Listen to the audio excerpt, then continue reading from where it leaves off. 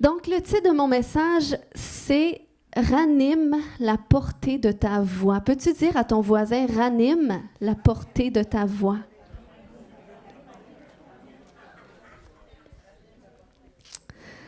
Pas durant mon message, s'il vous plaît. Si vous avez des questions, je vous invite à attendre à la fin ou à aller voir directement Marlène, qui est la coordinatrice.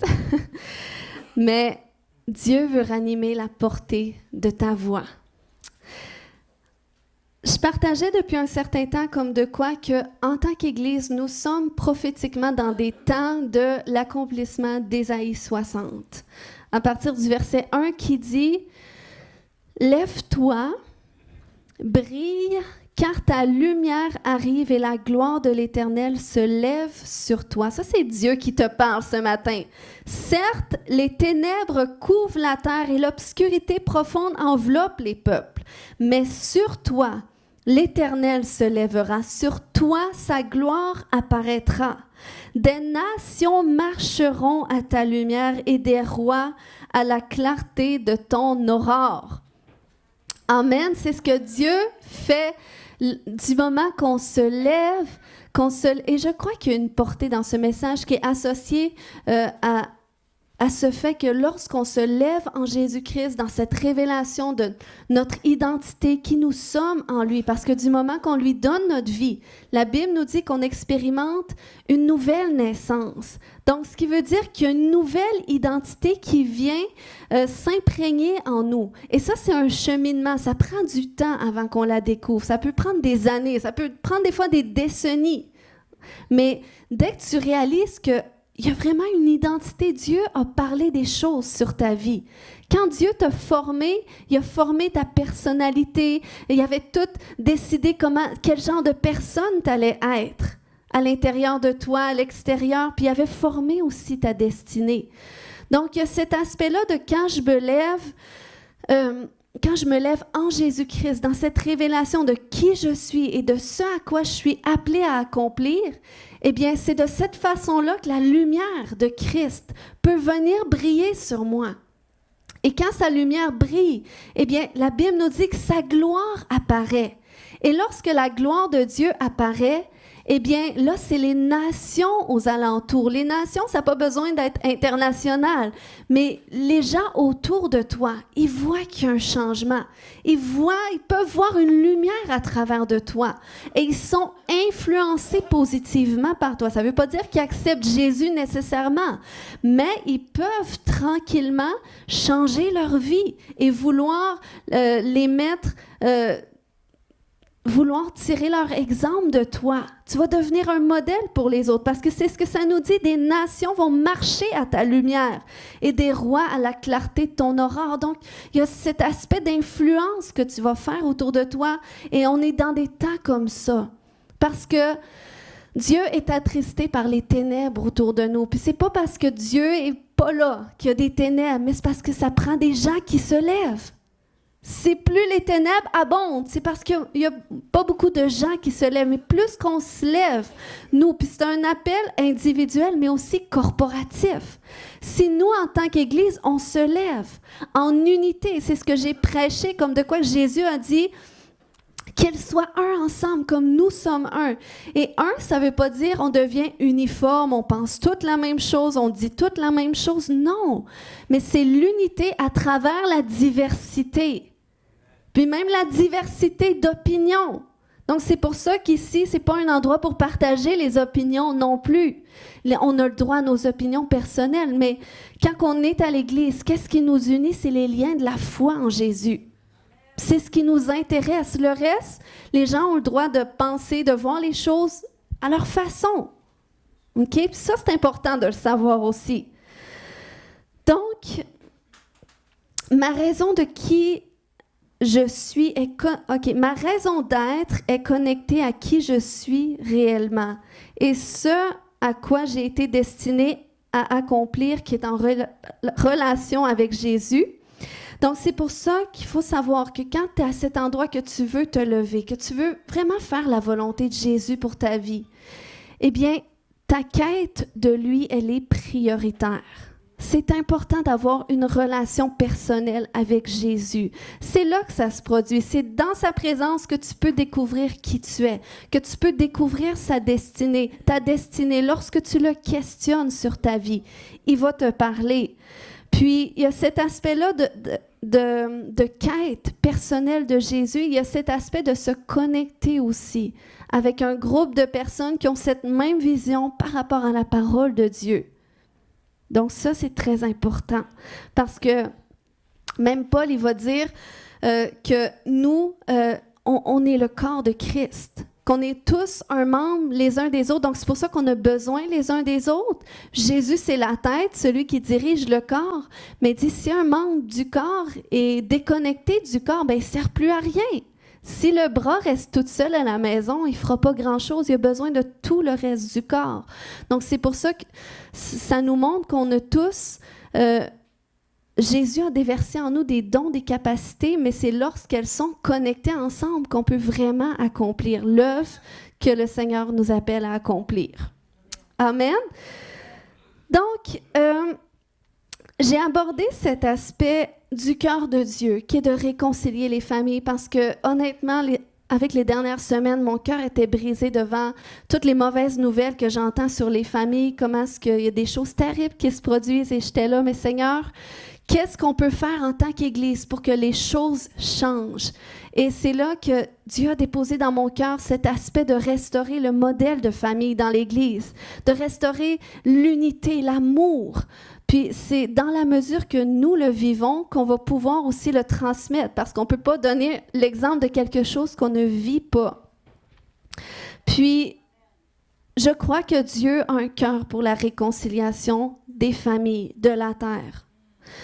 Parce que quand la réconciliation vient, il y a la destruction qui cesse. On voit ça dans Malachie, je ne l'ai pas devant moi, mais je veux rentrer quelques instants dans cet aspect parce que dans la Bible, il y a 2 personnes qui ont été particulièrement mentionnées comme ayant une onction pour la réconciliation, pour ramener le cœur des pères vers les fils, ou le cœur des mères aussi, OK?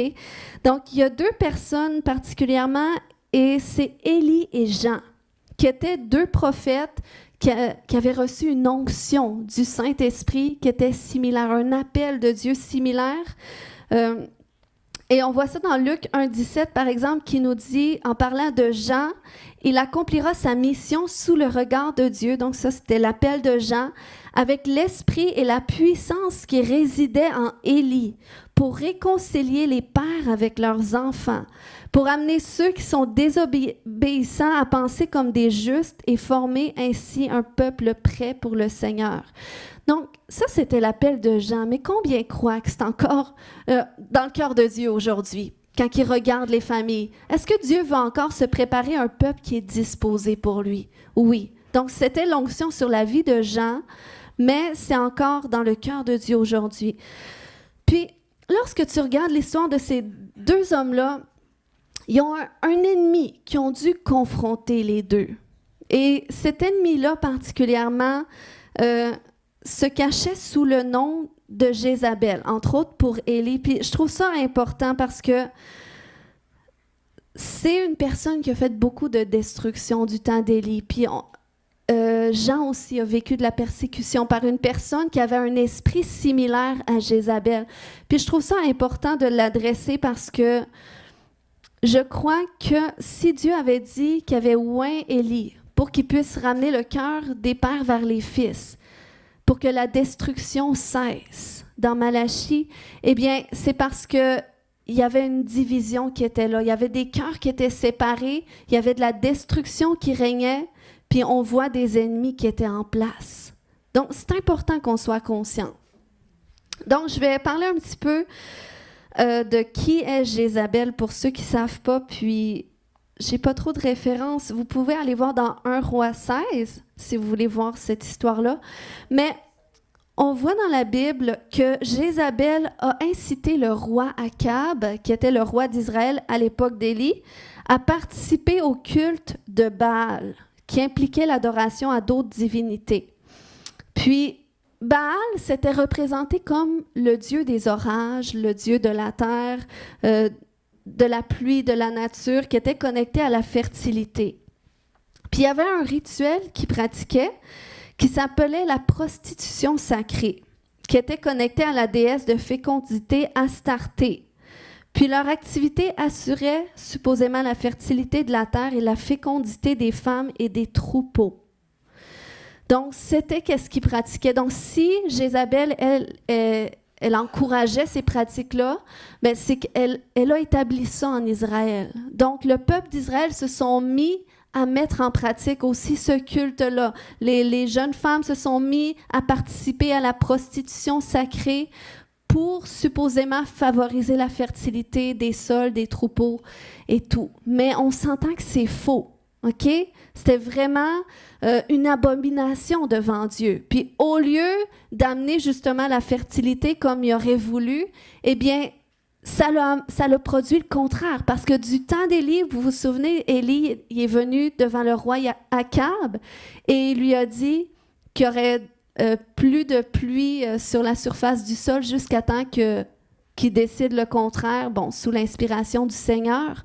Mais pendant 3 ans et demi, le ciel a arrêté d'amener la pluie. Et il y a une famine, une sécheresse qui est sévie dans le pays. Et ça, c'est un signe pour montrer que Dieu est le seul Dieu de la fertilité, que ce soit des femmes, que ce soit des choses sur la terre. Donc, c'était un signe de Dieu. Mais eux pratiquaient des choses comme ça qui étaient très abominables. Ensuite, Jézabel, elle faisait de la sorcellerie.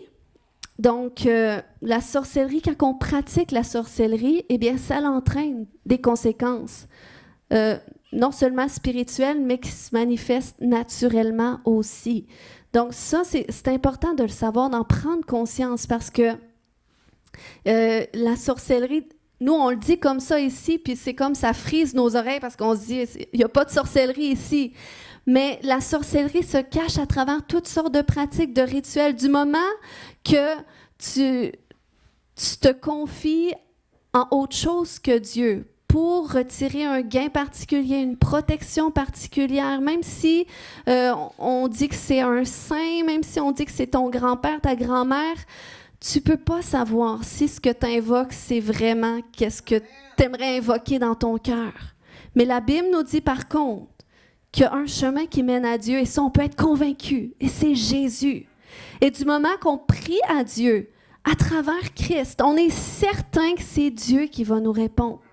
Quand tu pries les anges, tu ne peux pas être certain, c'est-tu vraiment un ange? Parce que même la Bible a recommandé de ne pas prier les anges, de ne pas adorer les anges.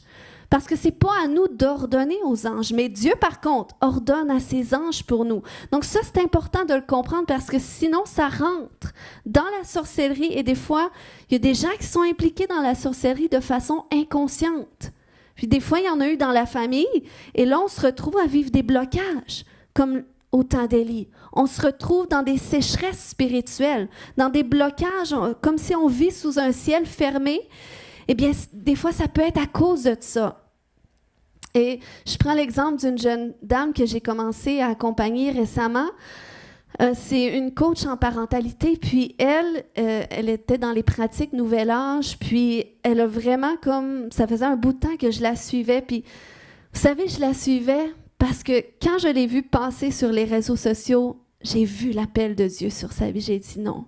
J'ai dit, cette fille, oui, elle partage des trucs, Nouvel Âge, bon, à travers son coaching que je trouvais intéressant, mais les trucs du Nouvel Âge, ça me frisait les oreilles, comme on dit ici.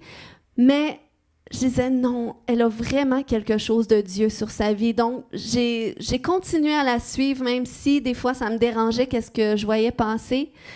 Mais Dieu m'a vraiment montré, en tout cas, j'ai eu des rêves d'elle, tout ça, jusqu'à temps que Dieu ouvre une porte. Et j'ai pu la contacter et finalement, elle venait tout juste d'accepter Jésus. Puis elle avait tellement de questions parce qu'elle était mélangée entre les pratiques Nouvel Âge puis la chrétienté. Donc, par la grâce de Dieu, j'ai commencé à l'accompagner. Puis elle me disait que ça faisait pas tant de temps qu'elle avait justement reçu des dons de clairvoyance à travers un cours qu'elle avait suivi. Mais elle disait autant qu'elle pensait qu'elle trouvait le chemin. Elle se sentait de plus en plus anxieuse, de plus en plus tourmentée, mais pourtant, elle faisait du bien aux gens à travers ses dons. Mais vous voyez, quand ta source n'est pas Dieu directement, eh bien, ça te coûte quelque chose. C'est le diable, c'est à travers l'ennemi, finalement, que tu peux hériter, oui, d'autres pouvoirs, mais ça va augmenter ton tourment, ta captivité. Donc, c'est important à faire attention. Donc, Jézabel faisait de la sorcellerie et elle a aussi assassiné des prophètes. Donc, elle était furieuse contre les prophètes. Donc, contre tous les hommes qui parlaient de la part de Dieu, qui avaient une onction de la part de Dieu pour être les porte-paroles de Dieu. Et ça, elle ne pouvait pas les endurer. Pourquoi?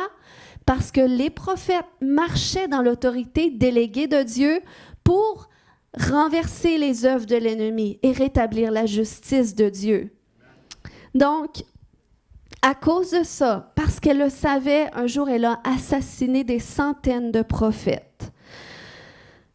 Donc, c'est pour ça que Élie, à un moment donné, est arrivé, je l'ai dit un peu plus tard, dans 1 Roi 17, il est arrivé devant le roi et il a dit « Aussi vrai que l'Éternel, le Dieu d'Israël, que je sers est vivant, il n'y aura ces prochaines années ni rosée ni pluie, sauf si je le demande. » Donc, il a fait ça pour que ce soit un signe que c'est vraiment le Dieu vivant, le Dieu d'Israël qui peut amener la pluie en chaque saison et amener la providence. Donc, il a fait ça et là, Jézabel, après ça, elle a cherché même à le tuer. Et après ça, si on va dans l'histoire de Jean, Jean, c'était un prophète. Il avait aussi reçu une onction de la part de Dieu pour être un porte-parole, pour préparer des cœurs disposés pour le Seigneur.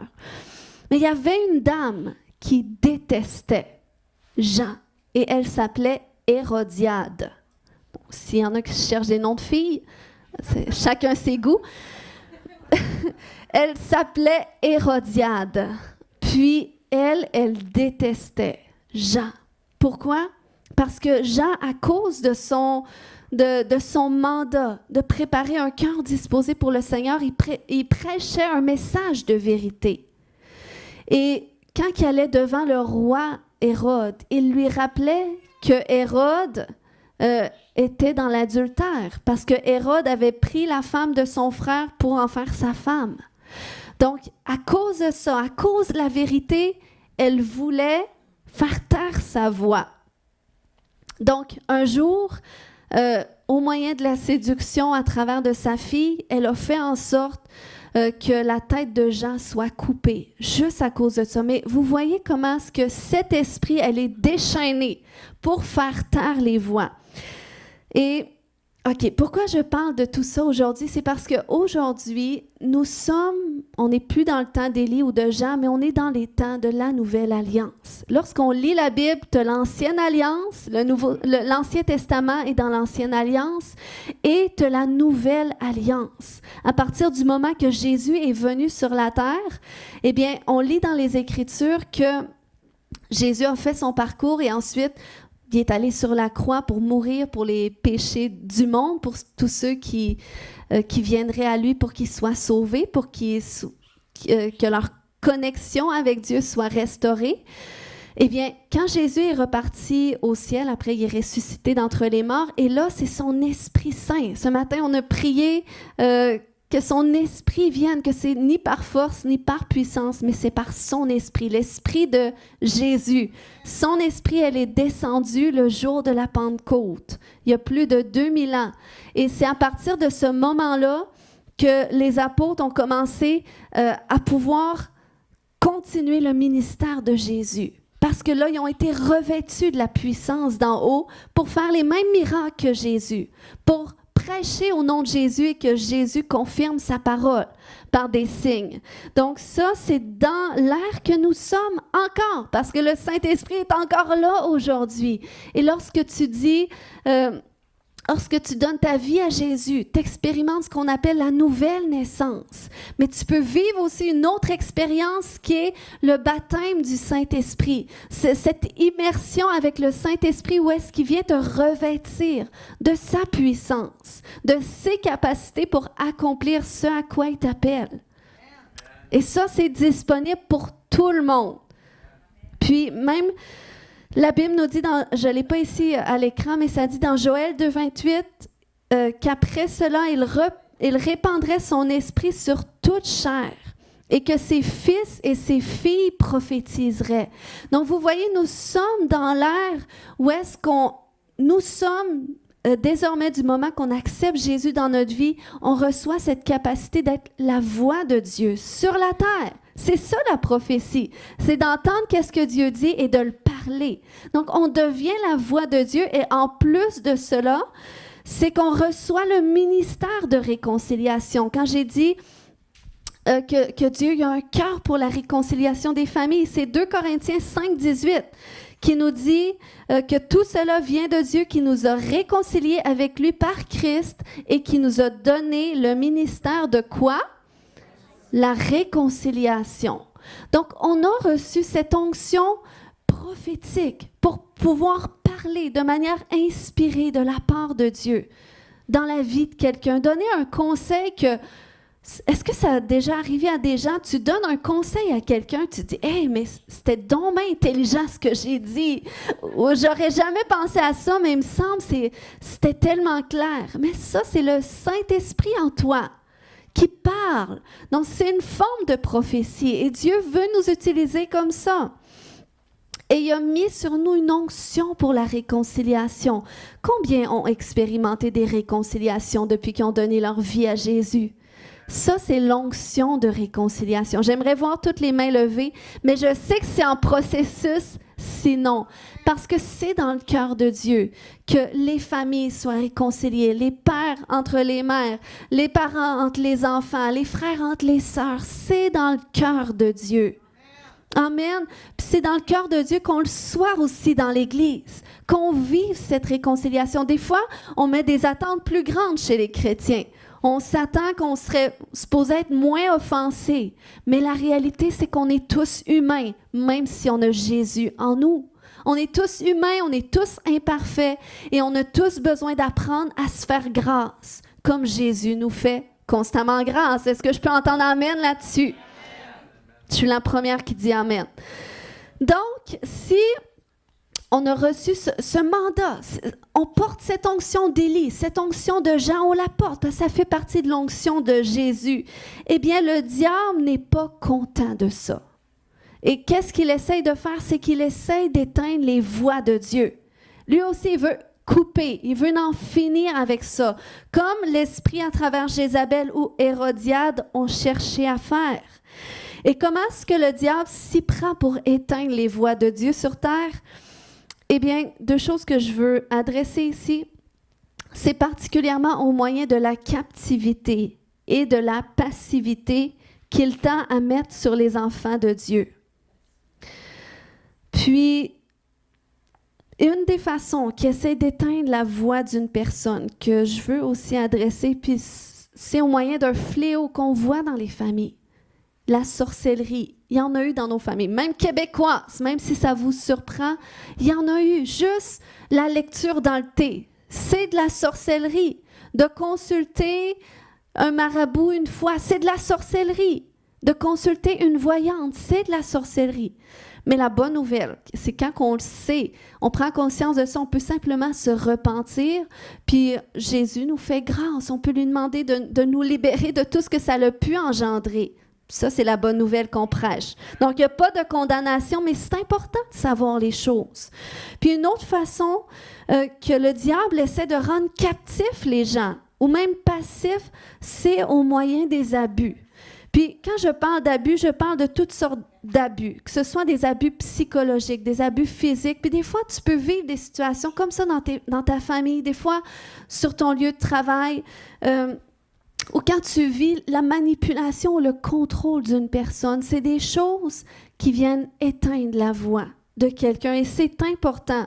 Quand il y a des abus de pouvoir, que ce soit dans une famille ou même dans l'Église, ça engendre l'éteinte de la voix de certains des enfants de Dieu.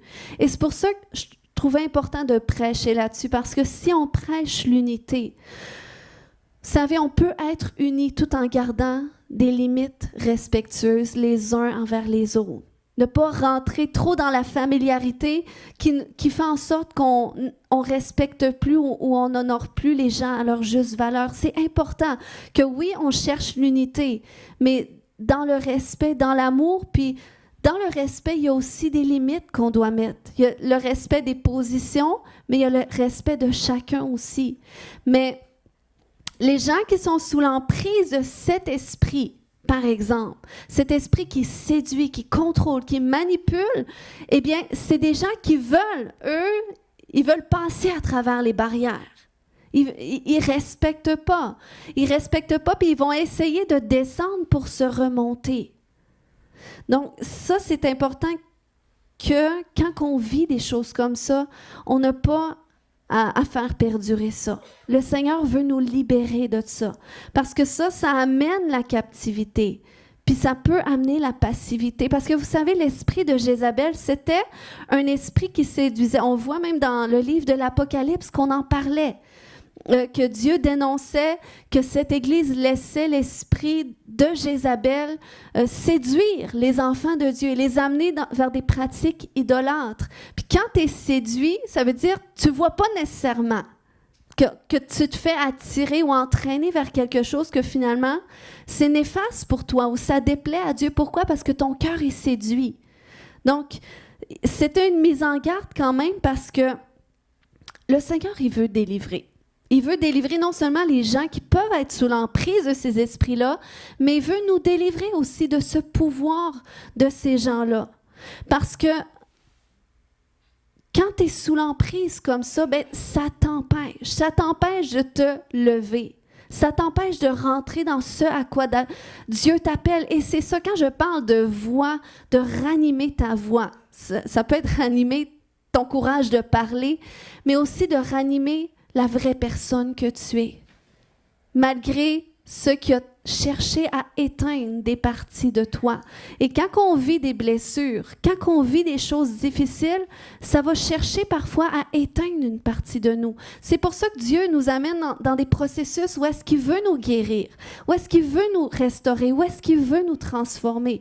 Et moi, personnellement, je peux vous dire que ma voix, c'est vraiment quelque chose que l'ennemi s'est déchaîné pour essayer de détruire sur ma vie. C'était vraiment une des plus grandes choses dont le Seigneur m'a délivrée. Il a délié ma voix. Pourquoi? Parce que, étant petite, j'étais enfermée dans une timidité, une telle peur de prendre ma place ou de déplaire. Puis, c'était très difficile pour moi. Imagine, tu es une petite fille, tu es dans ta classe, tu te fais intimider par une autre petite fille, elle a la même grandeur que toi, mais tu n'es pas capable de te défendre. Puis c'est honteux de dire, puis là, quand j'ai connu Jésus, un moment donné, je me disais, j'avais un cœur humble comme Jésus, j'ai bien réagi. Mais non, c'est de la fausse humilité quand tu ne prends pas ta place. Parce que le Seigneur nous a donné une place. Puis Dieu a un cœur pour les injustices. Il sait lorsqu'on vit des injustices et on a le droit de se défendre. Bon, quand on devient adulte, on nous apprend de se défendre dans l'amour, OK? Mais quand même, on sert un Dieu de justice. Puis j'étais enfermée dans une telle timidité, de la misère, même à dire stop, à dire non. Donc, c'était vraiment une oppression. En plus de ça, je ressentais tous les esprits qui pouvaient avoir chez moi.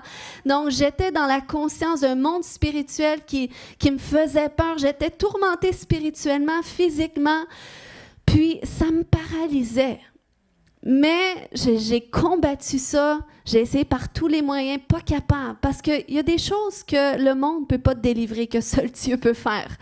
Puis, une des façons que Dieu a utilisées pour restaurer ma voix, eh bien, c'est de me mettre dans une position qui était totalement contraire à ce que moi, j'aurais cru que j'aurais pu faire. OK? Donc, le Seigneur m'a appelé à avoir un ministère comme ça, à prêcher sa parole, à être son porte-parole. Mais vous comprendrez qu'au début, quand j'ai rencontré Jésus en 2012, je savais cet appel, le Seigneur me l'a révélé, ça a été confirmé par d'autres ensuite. Mais je n'avais pas le profil d'une fille comme ça. Puis surtout moi, je m'obstinais. Est-ce qu'il y a des gens des fois qui s'obstinent avec Dieu? Je m'obstinais. J'ai vu une main. Merci de m'encourager, 2. Il y a des gens honnêtes ici. Donc, je m'obstinais avec Dieu. Je disais, mais Seigneur, tu vois bien que je n'ai pas la capacité de parler. J'aime pas avoir l'attention sur moi. J'aime pas. Mais tu me mets dans une position où est-ce que j'ai pas le choix. Puis je disais, Seigneur, il y a des gens autour de moi qui rêvent d'avoir cette place-là. Pourquoi eux, tu les mets pas? Moi, je vais simplement aller dans mon coin, passer incognito. Mais pourquoi j'avais des pensées comme ça? Parce que c'était des décrets que l'ennemi avait parlé sur ma vie. L'ennemi avait décrété que j'allais être timide, que j'allais pas prendre ma place, que j'allais avoir peur. Il avait déclaré des choses négatives. Et s'il avait déclaré cela, c'est pourquoi? Parce que le diable n'est pas un créateur. Il va voler qu'est-ce que Dieu t'a donné pour te l'enlever. Donc, ça veut dire que dans ce à quoi Dieu t'a béni, eh bien, le diable va essayer d'aller te le voler. Donc, c'est pour ça que même il avait parlé au prophète Jérémie en disant dans Jérémie 1,5, « Avant de t'avoir formé dans le sein de ta mère, je t'ai choisi. Et avant ta naissance, je t'ai consacré. Je t'ai destiné. » Bon, pour sa part, c'était à être un prophète pour les peuples. Mais ça, Dieu l'a fait pour chacun d'entre nous. Quand on était dans le ventre de notre mère, il nous avait consacrés. Il nous avait destinés à quelque chose. Donc, avant que l'ennemi ne fasse quelconque ravage dans notre vie, Dieu a parlé sur notre vie. Il a parlé des bénédictions. Il a parlé des grâces spéciales. Mais vu qu'on est dans le péché, eh bien, le diable sait de quelle façon venir voler des bénédictions que Dieu a parlé, puis pour les corrompre, puis pour qu'on croit finalement qu'on les a pas.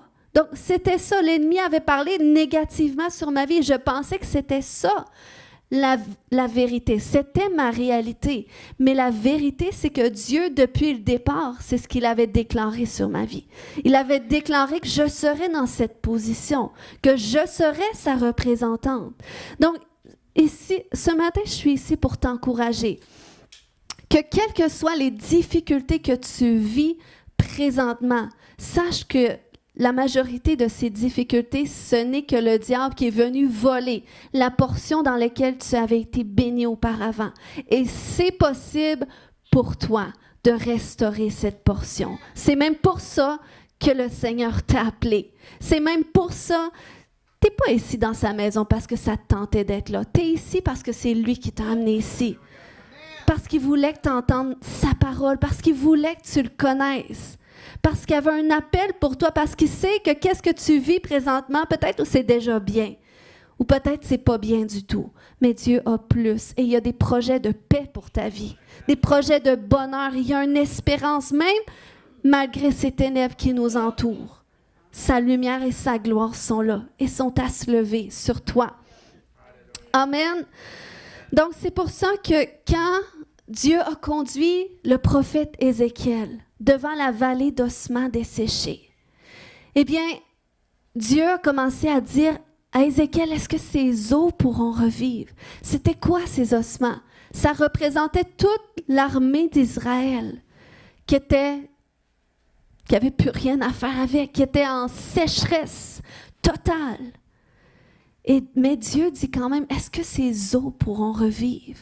Et Ézéchiel dit, c'est toi qui le sais. Et là, Dieu a commencé à dire, prophétise sur ces os.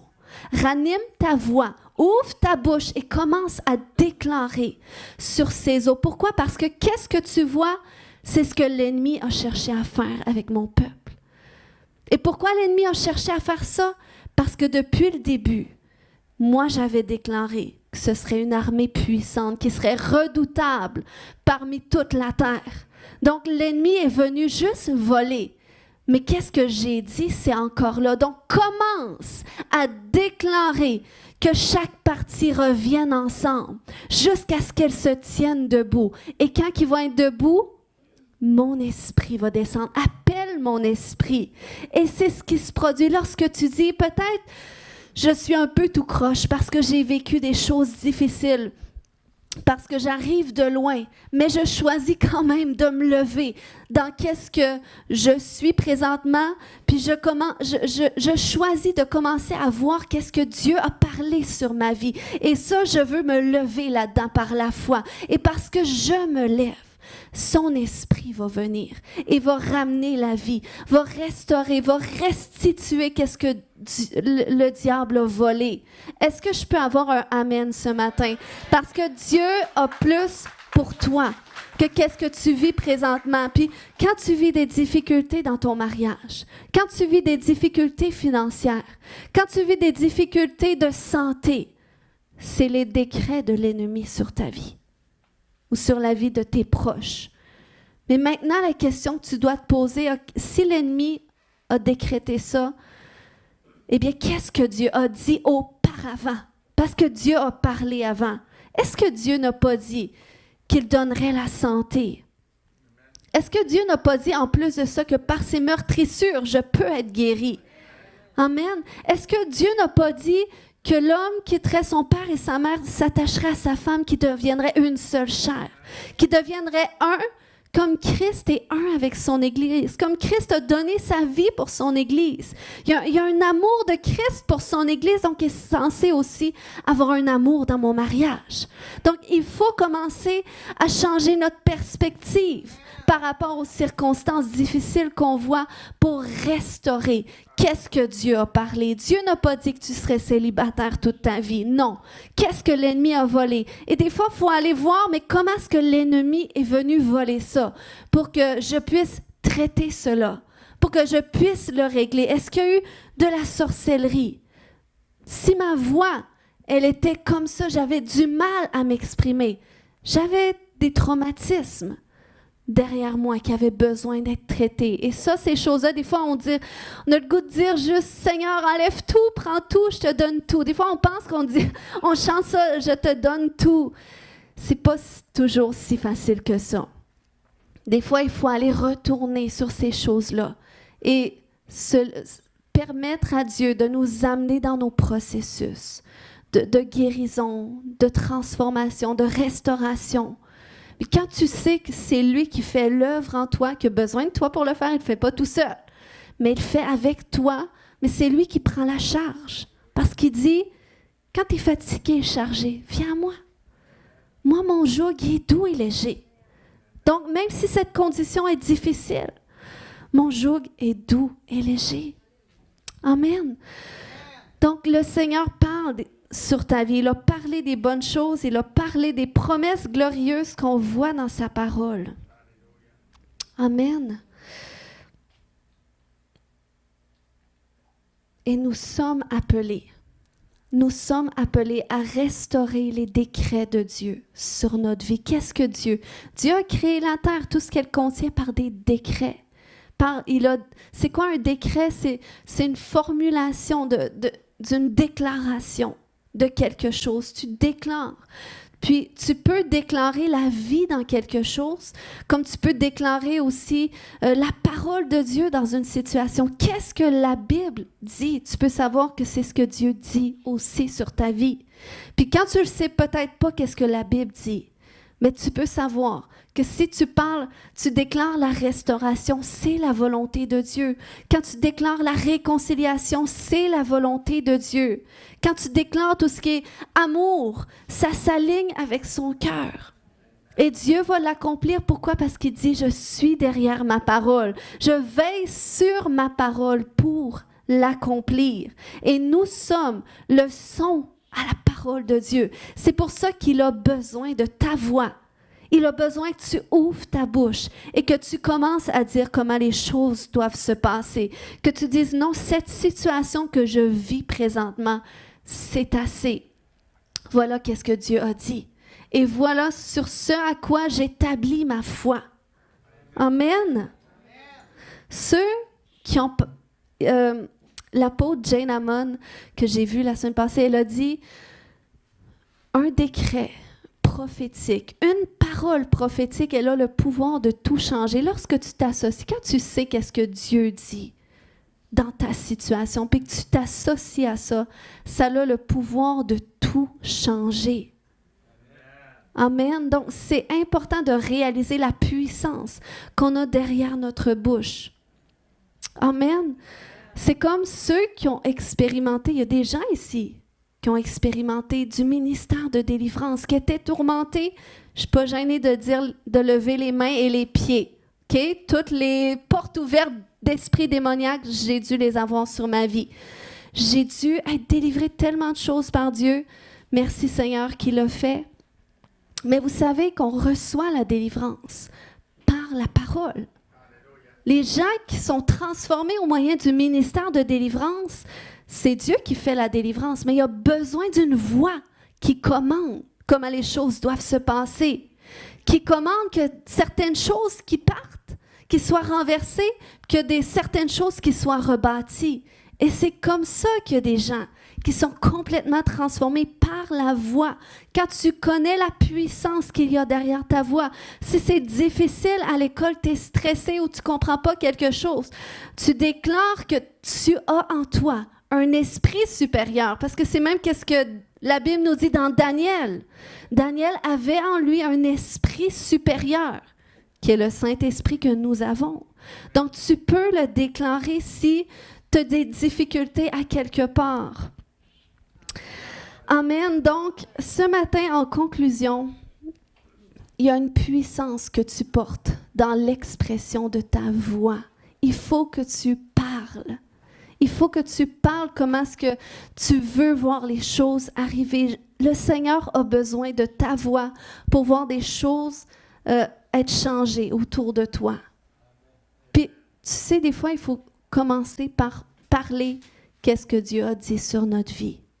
Il faut commencer par changer notre langage par rapport à nous-mêmes, parce que même Jésus a dit, à quoi ça sert de gagner tout le monde si on perd notre âme?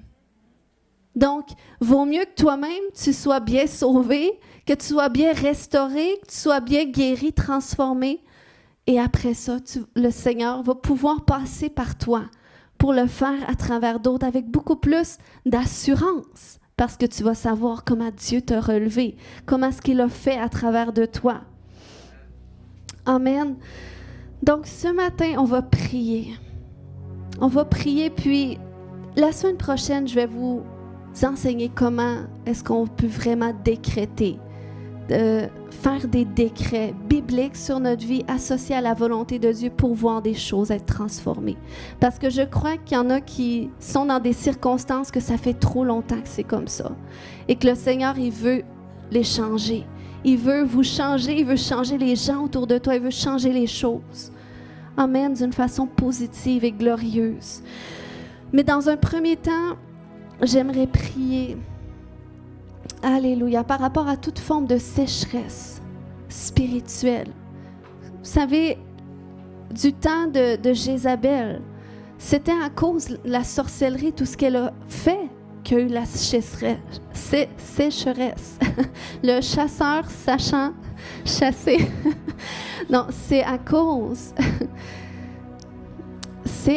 de la sorcellerie, de ces pratiques qu'il y a eu une sécheresse en Israël. Si on s'entend que si elle n'aurait pas fait ces pratiques-là, il n'y aurait pas eu de sécheresse. Donc, il y a des conséquences. Puis, des fois, on vit la conséquence, pas nécessairement de nous, qu'est-ce qu'on a fait, mais des fois, peut-être les générations avant nous, peut-être des choses que l'ennemi a parlé à travers des blessures. À travers des blessures, il te dit, tu ne feras plus jamais confiance à personne. Fait que là, tu as de la misère à créer des relations. Tu as de la misère à être authentique dans tes relations parce que l'ennemi, il a relâché ce décret. Tu ne feras plus jamais confiance à personne. Et toi, tu l'as accepté parce que tu pensais que c'était toi. Mais c'était la voix de l'ennemi à travers ta blessure. Et il veut venir ôter ça parce que ça t'a asséché. Ça l'a asséché tes relations. Donc, on va se lever ensemble et nous allons prier.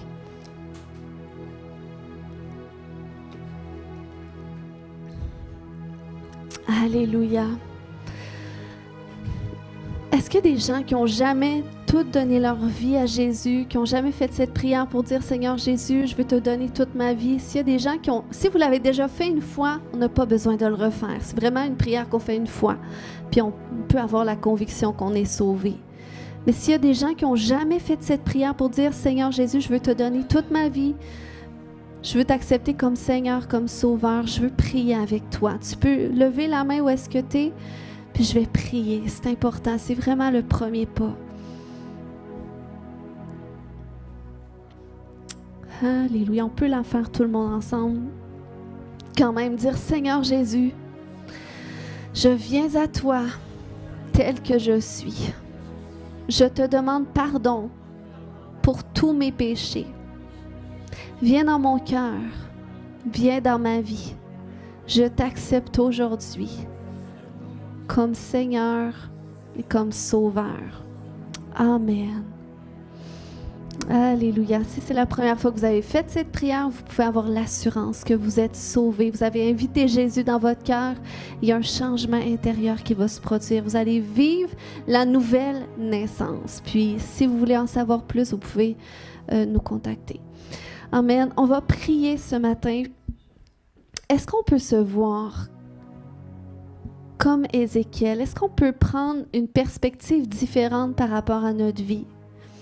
Et on va se voir comme Ézéchiel, on va se voir dans sa position à Ézéchiel et on va regarder notre vie.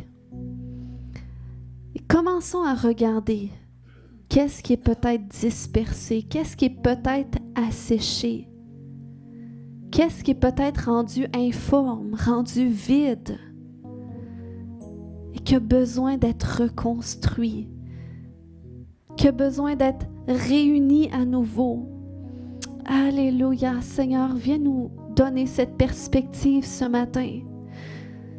Seigneur, c'est pas que tu veux tout régler aujourd'hui, mais je crois qu'il peut y avoir au moins une petite chose que tu peux faire de changement aujourd'hui dans notre vie, qu'on peut ressortir, Seigneur Dieu, avec une assurance que cette chose-là dans notre vie, eh bien, c'est vraiment réglé.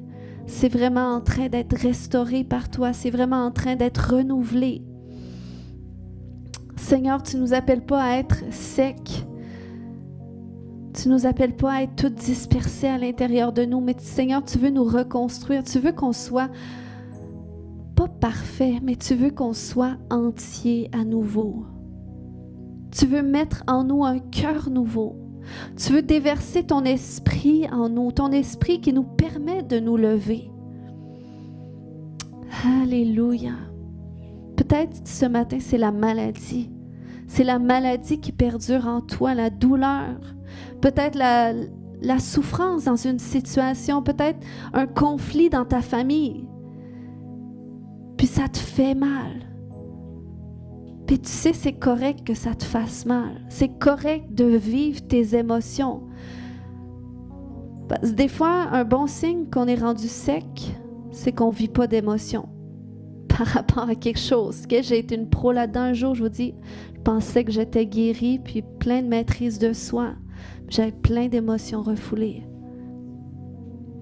Seigneur, si c'est quelqu'un d'autre ce matin, conduis-le comme tu as fait pour moi, dans un processus de vivre toutes ces émotions qui ont pu être refoulées, peut-être même des fois par le contrôle que l'ennemi a voulu, Seigneur, amener en nous, Seigneur Dieu, le contrôle de soi. Tu n'as pas dit de se contrôler, mais de se maîtriser. Alléluia. Seigneur, viens faire cette œuvre de renouveau dans ton peuple, Seigneur Dieu. Où est-ce que, Papa, on accepte d'admettre, Seigneur Dieu, les choses qui ont besoin d'être transformées, d'être travaillées en nous, Seigneur, parce qu'on ne veut plus rester les mêmes. On veut vraiment avancer de gloire en gloire. On veut vivre la plénitude de qu'est-ce que tu as pour nous. Alléluia. Alors que tu vois les situations qui sont dispersées à l'intérieur de toi, ces ossements desséchés, j'aimerais que tu fasses comme Ézéchiel et que tu commences à parler parler à ces choses. Que tu commences à dire à la maladie, tu dois partir maintenant. Tu dois partir parce que mes organes doivent se restaurer maintenant. Tu dois partir, douleur, parce qu'il est temps que mes nerfs reviennent ensemble et soient restaurés. Arthrite, arthrose, tu ne peux plus rester un moment de plus, parce que Dieu est en train de restaurer mes ligaments maintenant. Il est en train de restaurer mes genoux, parce qu'il a dit que je courrais sans me lasser, que je marcherais sans me fatiguer. Donc maintenant, cette situation qui perdure, cette division qui perdure dans mes relations, moi, je ne veux plus être divisée dans mon âme. Donc, esprit qui divise mon âme, rancune, rancœur, amertume, commence à parler. Est-ce que des gens qui ont une voix ce matin? J'ai dit que c'était le jour de ranimer ta voix. Alors commence ce matin à parler à tes circonstances. Commence à parler aux choses qui sont secs. Leur dire maintenant, vous devez soit partir ou vous devez vous reconstruire. Alléluia. Cette relation qui est brisée avec mon enfant, cette relation qui est brisée avec mon frère, ma sœur, au nom de Jésus, maintenant c'est assez. Maintenant c'est assez. Oui, j'ai été fautif. Oui, je l'ai offensé. Oui, j'ai peut-être menti. Mais aujourd'hui, je me repens. Parce que quand je libère le pardon, je libère la reconstruction des choses. Alléluia. Commence à parler ce matin. Commence à parler à tes situations. Alléluia, si c'est la peur aujourd'hui, commence à dire c'est assez peur, c'est assez peur. Alléluia, c'est assez. Je ne veux plus être paralysée par la peur, je ne veux plus que la peur m'empêche de parler, m'empêche de m'exprimer, m'empêche de prendre ma place. Ce matin, j'aimerais, alors qu'on reste dans cette atmosphère, s'il y a des gens, vous savez, j'étais littéralement sous le pouvoir d'un esprit muet, OK?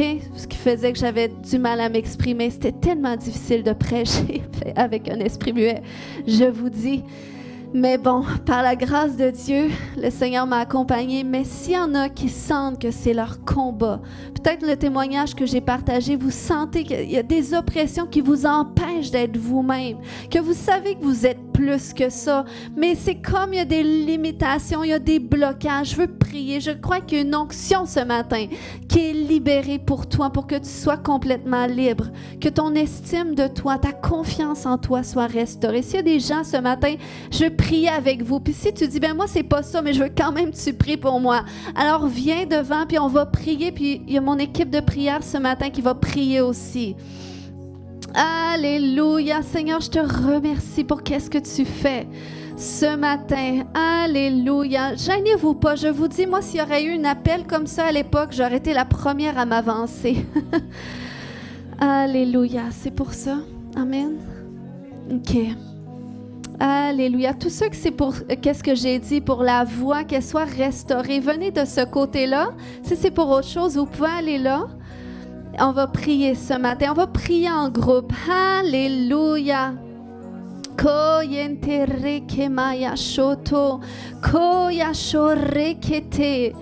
je veux déclarer aujourd'hui que c'est la fin de ce blocage. C'est la fin de tout blocage. Je viens renverser tous ces décrets de l'ennemi qui a tenté à éteindre votre voix. Au nom puissant de Jésus. Au nom puissant de Jésus, qu'est-ce que ton père, qu'est-ce que ta mère a déclaré sur ta vie qui était négatif? Peut-être c'est des mensonges que tu as acceptés. Mais aujourd'hui, j'aimerais que tu dises non, je renonce à ça. Seigneur, je veux m'associer à qu'est-ce que toi tu dis de moi. Alléluia. Seigneur, je libère la révélation de qui ils sont pleinement en toi. Et alors que tu le fais, Père, je commande, Seigneur Dieu, à cet esprit muet, Seigneur Dieu, de quitter maintenant dans le nom de Jésus. Alléluia. Tout esprit d'auto-sabotage, tout esprit de rejet de soi, tout esprit de honte et de peur, au nom de Jésus, tu quittes maintenant. Est-ce qu'on peut expirer quand on dit tu quittes? Parce que Alléluia, tu quittes au nom de Jésus. Alléluia, tu libères les vies maintenant. Au nom de Jésus, je brise toute connexion à l'esprit de Jézabel, à la sorcellerie, au contrôle. Au nom de Jésus, tu ne seras plus intimidé. Tu ne seras plus intimidé. Au nom de Jésus, tu vas prendre ta place. Tu vas prendre ta place. Au nom de Jésus, je libère sur toi cette guérison. Maintenant, cette restauration complète de ta voix, de qui tu es. Une personne extraordinaire que tout le monde a besoin d'entendre. Il y a beaucoup de conseils de toi. Tu es une femme de conseils, mais tu sais que c'est un don que Dieu t'a donné. Le conseil. Le conseil est dans ta bouche. Le conseil est dans ta bouche. Alléluia. Oh Seigneur, déverse plus de toi. Ton amour, Seigneur Dieu. Ton amour, Papa. Tu vois, Seigneur Dieu, tout ce qu'elle a tellement porté, Seigneur. Tu lui as donné une grande capacité. Mais le Seigneur, il dit, c'est maintenant le temps pour moi de te porter. Tu as porté beaucoup jusqu'ici, mais maintenant tu rentres dans cette phase où est-ce que c'est moi qui va te porter. Et je vais te transporter là où est-ce que je t'appelle. Et c'est moi-même qui va pourvoir à tes déplacements. Parce que les déplacements vont continuer. Alléluia, parce qu'il y en a d'autres qui ont besoin d'entendre les conseils que tu portes. Seigneur, je te remercie pour cette sagesse, ces révélations. Je vois même des rêves que tu vas recevoir sur des personnes. Tu vas voir des situations. Eh bien, ça, on appelle ça des paroles de connaissance, des révélations que Dieu te donne et ça va t'inspirer des conseils. Tu vas dire là, tu vas devoir faire telle chose parce que tu vas l'avoir vu en rêve. Je libère ça dans le nom de Jésus. Amen. Alléluia. Alléluia. Je déclare que cette arthrite, cette arthrose maintenant, tu libères dans le nom de Jésus. Toute limitation, toute sécheresse, maintenant tu t'en vas. Alléluia. Alléluia. Tu es une femme extraordinaire. Une femme aimable. Aimable. Aimable qui mérite d'être aimée. Alléluia. Une femme tellement précieuse. Tellement précieuse. Alléluia. Seigneur, je la libère ce matin par ta parole, Seigneur Dieu, de tout traumatisme qu'elle a vécu, Père. Et même des traumatismes associés par des choses, Seigneur Dieu, auxquelles, Papa, peut-être qu'elle pouvait peut-être déranger quand elle était petite, Seigneur Dieu, qu'elle se mettait le nez ou les mains où est-ce qu'il fallait pas. Puis, Seigneur, qu'on l'a méprisée pour ça, Père. Mais au nom de Jésus, Seigneur, tu viens restaurer sa personne. Tu viens restaurer qui elle est. Et tu la libères de toute forme de peur aujourd'hui. Au nom de Jésus, peur de trop prendre de place, peur de déranger. C'est fini. Maintenant, il y a une acceptance de toi qui vient. Une confiance en toi. Que non, tu ne dérangeras pas. Non, tu ne prendras pas trop de place. Les gens ont besoin de qui toi tu es. Ils ont besoin que tu prennes ta place. Alléluia. Merci Seigneur pour ton amour. Amen. Alléluia. Kaya shoroko bata. Koya shoreketede. Au nom de Jésus, je commande à tout esprit d'angoisse, d'anxiété, tout esprit muet maintenant, au nom de Jésus, tu la libères. Tu les libères tous maintenant dans le nom de Jésus. Tu libères maintenant. Alléluia, tu libères. Tu libères, tu libères, tu libères, tu libères, tu libères maintenant. Tu libères maintenant, mesdames, il va falloir commencer à prendre votre place, à ouvrir la bouche, à parler, à déclarer, à dire, même quand vous ne voulez pas dire, parce que c'est comme ça que Dieu aussi restaure notre voix. C'est par la place qu'on prend. Koremaya shoto. Oh, je libère cette onction sur toi qui te guérit, qui te délivre, qui restaure ta voix, qui restaure qui tu es au nom de Jésus. Koyanto rekemaya shoto, koyanta rakata. Alléluia, alléluia. Je déclare des femmes de feu, des femmes remplies du Saint-Esprit, Des femmes que Dieu va utiliser puissamment pour changer des circonstances. Au nom de Jésus. Alléluia, pour changer des circonstances, pour changer des gens autour d'elle. Au nom de Jésus. Alléluia. Alléluia. Korekete. Maëva, le Seigneur, il t'appelle à prendre davantage ta place. C'est pas parce que tu connais le Seigneur, tu es une minorité à l'école, que tu dois te mettre à l'écart. Parce que les gens doivent voir la beauté de qu'est-ce que Dieu a déposé en toi. Puis tellement à un point que les gens vont commencer à dire, plus que tu vas prendre ta place, vont commencer à dire, mais Maëva, je t'ai jamais vue comme ça. Je savais pas que tu étais autant extraordinaire que ça. Dans le nom de Jésus, je viens faire sortir de toi tous ces blocages, toutes ces peurs au nom de Jésus. Je libère en toi une confiance nouvelle. Tu vas prendre ta place, tu vas t'exprimer parce que les gens ont besoin de t'entendre. Tu vas cesser de te cacher dans le nom de Jésus parce que Dieu restaure ta voix. Il restaure ta confiance en toi, ton amour de toi. Tu es aimable. Et je commande à tout esprit de mensonge qui te dit le contraire de te quitter au nom de Jésus. Tu la quittes maintenant. Tu la quittes maintenant. Au nom de Jésus. Allez, libère-la, libère-la, libère-la. Esprit de mensonge, esprit de rejet, d'auto-sabotage. Tu la quittes maintenant au nom de Jésus. C'est pas toi. C'est pas toi. C'est pas toi. Alléluia. C'est pas toi, tu as tout pleinement. Tu la quittes maintenant au nom de Jésus. Même tout esprit qui est venu à travers ses rêves pour lui faire croire des mensonges. Au nom de Jésus, vous la libérez. Alléluia. Maintenant, maintenant. Maintenant, Kore Maya Shoto Yontoyo Shoto. Alléluia. Le Seigneur est en train de te libérer complètement. Complètement parce qu'il t'aime tellement. Puis c'est l'or précieux qu'il a déposé en toi. Alléluia. Alléluia. Tu vois tellement de choses, Maëva. Il y a tellement de choses que tu veux dire que tu dis pas. Mais je déclare, tu vas commencer à parler. Tu vas prendre ta place parce que ta place, elle est déjà établie. Au nom puissant de Jésus. Même si tu dis, ben là, ils m'ont vu tout le temps d'une façon, ça va faire bizarre si je suis autrement. Non, c'est correct. C'est correct. Alléluia. Il n'y a plus aucun blocage qui va t'empêcher d'être qui tu es et de parler parce qu'il y a beaucoup de choses à dire là-dedans. Au nom de Jésus, et tout ce qui est refoulé, émotion, parole, je déclare ce processus de libération maintenant dans le nom de Jésus. Alléluia. Oh, tu vas voir, Maëva. Le Seigneur va faire des choses vraiment nouvelles avec toi. Puis il n'est pas trop tard, il n'y a pas de honte. Il n'est jamais trop tard. Alléluia, parce que c'est ta saison pour ça. C'est ta saison. Merci Jésus.